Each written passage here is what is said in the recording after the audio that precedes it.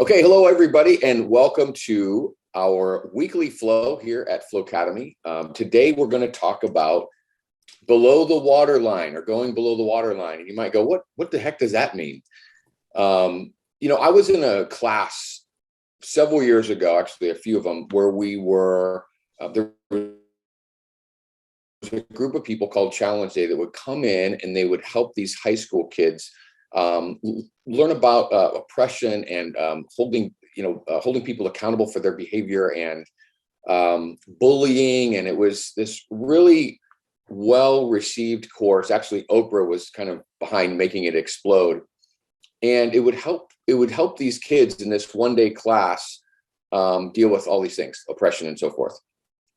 And one of the very first things they talked about was that we wanted to learn how to go below the waterline. And the metaphor was the idea of the iceberg, that we run around in our lives kind of only letting people see that top 10% of who our existence is and kind of what we want people to see, when in reality we have this other 90% of our life that's going on that we kind of keep from people. Maybe we're embarrassed, or we don't know how to share it, or we just don't want to.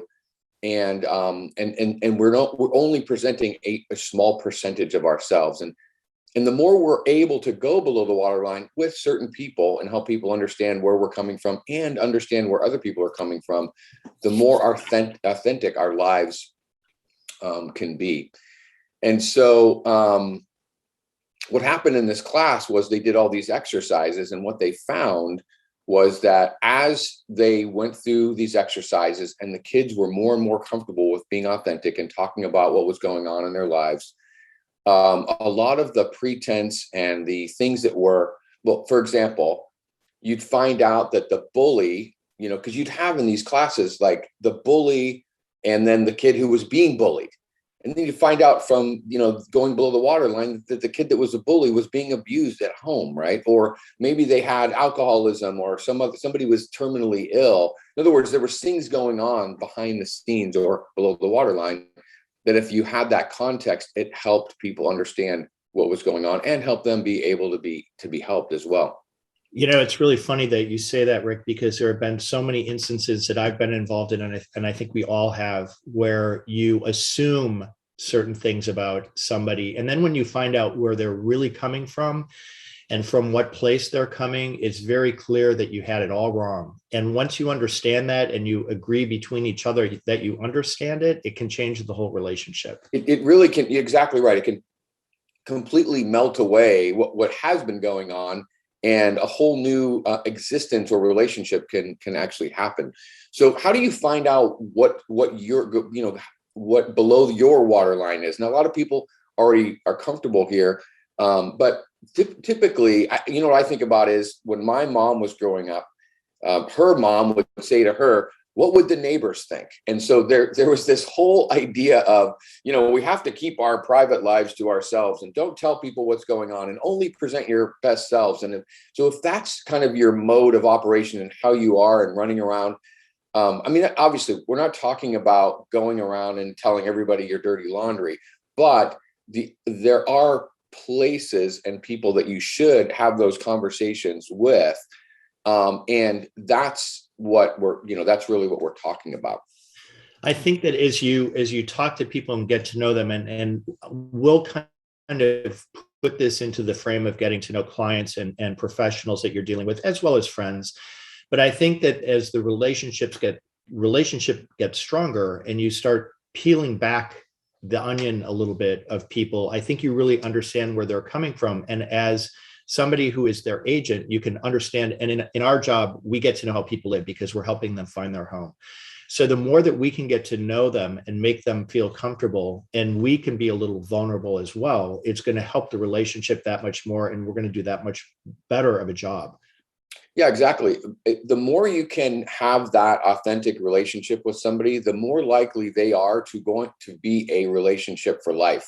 So in real estate, that's obviously what we're looking for, but just even in your everyday relationships as well, this is what's so critical. I remember when I first started dating Rebecca, and we were on our second date, and up until that point, she was giving me all of the good stuff, and which is what happens when you're dating somebody. And then finally, she told me about some struggles that she had in her past. And this is when I really started to, fall in love with her, because all of a sudden I was getting the real version of what was going on.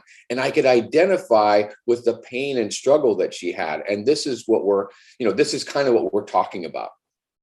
And as we talk about who should you go below the waterline with, I think everybody, depending on the relationship with them, it's how far do you go down, right?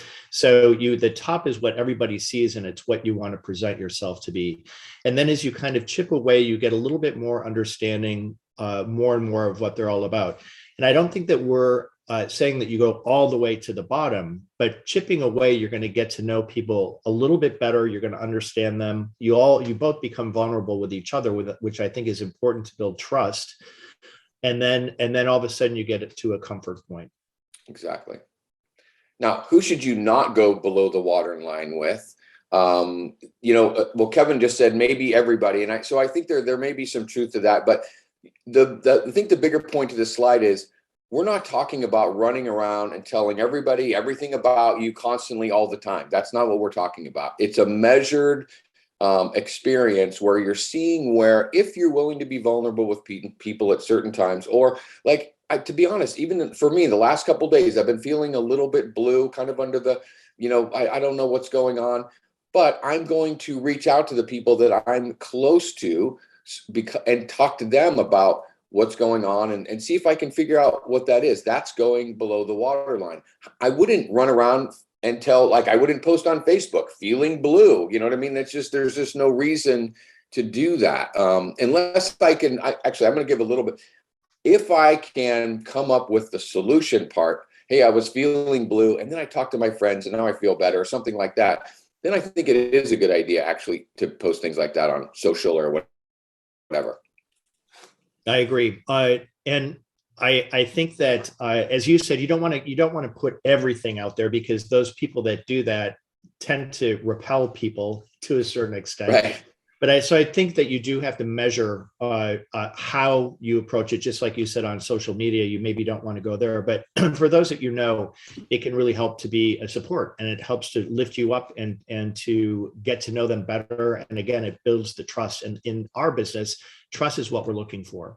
Exactly. And that's really what we're talking about here. What are the benefits that you can expect to find with going below the waterline? And the authenticity breeds trust. We always talk about, who do people do business with? It's people who they know, like, and trust. And part of that trust is having that sense of, this is a real person. They have real experiences. They have real wins and real losses. And within that, the context of that pain is where people can often identify with you and feel like, you know what, this person is worthy of my trust. They're willing to be vulnerable with me. They're willing to tell me things that aren't necessarily put them in the best light. But I also believe that they're a real person. That's right. So benefits for yourself, if we break it into two different groups, for yourself, it helps us to not just make ourselves more vulnerable, but it also it makes us, or helps us understand ourselves. And so I think that's important to really understand it. Earlier in the presentation, we talked about how you kind of find out what is below your waterline. And I think that when you put that in your mind, when you're meditating, when you are maybe doing your readings in the morning and things like that, and if you put in your mind that you want to figure yourself out, which I think we are constantly changing and moving around, I think that when you put that in the back of your mind, it helps you understand what's below your waterline. Exactly. And also journaling, I'd just like to add to your list of things of figuring that out. It's amazing what happens when you do what you said, meditate, you have it in your mind, this is what I want to do, and then just put a pen to paper and just watch what comes out. It can be, it's almost like somebody else is writing, and it's really very therapeutic. And then, what can you expect? The benefits of for others is, again, that identification of them feeling like they're not alone. When you get to share something that they can identify with, and that's often the case, right? You're talking to somebody, they're having a hard time. You go, oh, I went through that, and here's how I got to the other side of it. Or man, I felt like this, boy, that's, that is miserable. I know what you're feeling like. That really, again, solidifies that relationship with people and helps them feel, again, like there isn't, like they're not alone, and that there's a path to getting to the other side of it. What I'm finding, Rick, is I do, as you do, on Mondays is when I check in with all my clients, and they know ahead of time that I'm going to call you whether I have something to share with you or not. And what I've been finding with that time, they know I'm going to be calling, and maybe we don't have anything to talk about because a new listing hasn't come up or we don't have any action on their listing. But what we do is we spend a couple of minutes talking to get to know each other just a little bit better, especially if it's somebody that you have not really known before or has been referred to you. And so it's a really interesting time to take that period of time that's set aside of I'm going to check in with you to get to know somebody that much better. So it's a great way to take that time to go below the waterline as well. Absolutely. Now, this is one of my favorite things, and it's the below the waterline letter of the month. So once a month, we write a letter to our database.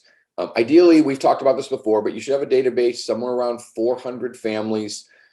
Anything beyond that starts to be a little too hard to maintain, and less than that is obviously less effective. But every month we send out a couple of different things. One is a evidence of success, which is, we sold these houses, or we helped this family, or whatever it was.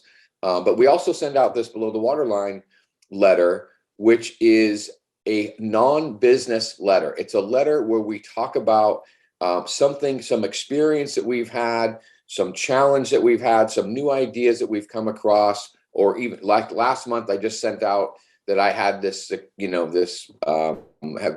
run this marathon, and it was my first time. And I really shared in there the struggles, honestly, of what happened. And it didn't go the way I wanted it to. So it was not like I ran a marathon, I'm amazing. It was like, oh, I ran a marathon and it was really hard and I barely made it. But I did do it. The point is that it's a letter that's not about business. It's a letter about you and below your waterline. And it's that what we've been talking about throughout this whole class this morning is giving people a chance to see the more authentic version of yourself. It's so common for realtors to be like, I'm amazing, I'm amazing, I'm amazing. Look at all these things. And you start to be like, well, where's the real person in there? And so this is a great opportunity to show them yourselves. And I'll tell you what, this is the number one thing I get feedback from people. Every month I get text messages. I loved your letter this month. I had this one couple send me a text after a while, after I've been doing this for a while. And they said, my husband and I save your letter, and on Sunday we read it and discuss how that might be part of our life. It was amazing. But I'm like, it's a really, really good opportunity to connect with your clients on a totally different level. How often do you send yours out, Rick? Well, the goal is to send it out once a month. Now, in reality, I often don't, and I can see, you guys can't see Nicole, but Nicole's laughing. Nicole's job, Nicole and I are partners. One of Nicole's job is to try and wrangle me in like the stray kitties that I feel like I am all the time. And so, but to answer your question, it's supposed to go out once a month. It doesn't always. It's like you get your holiday letters, especially now it's December, and you get your holiday letters. So you get from your friends, here's what happened all year. Right. I love getting your letters because it tells me stuff we talk almost every day, and I learn stuff that's going on with you that I had no idea about. So it's a great platform to really get into your clients' lives and your friends and your family.